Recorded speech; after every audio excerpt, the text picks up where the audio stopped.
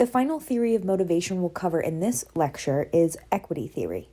It argues that people compare what they put into their job with what they get out of their job relative to other people. Inputs include time, effort, education, experience. Outputs include money, promotions, and recognition. If they perceive their ratio of inputs and outputs to be the same, to be equal to that of other people, they are in a state of equity, according to this theory. They perceive the situation to be fair. However, if they perceive their ratio to be less than or greater than other people, they are in a state of inequity, and they experience what is called equity tension.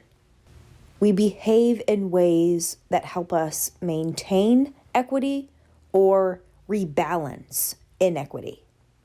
When people are in a state of inequity, this model predicts that they will respond in one of 6 ways.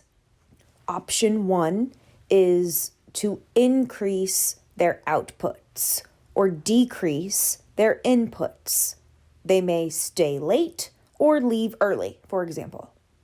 Option number 2 is to decrease their outcomes by accepting a pay cut or increasing their outcomes by using company resources for personal use.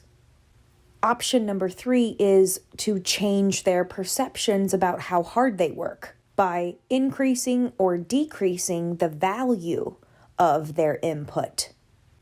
Option number 4 is to change their perceptions about the comparison other, the person to whom they are comparing themselves. They can either increase or decrease the value of that person's inputs.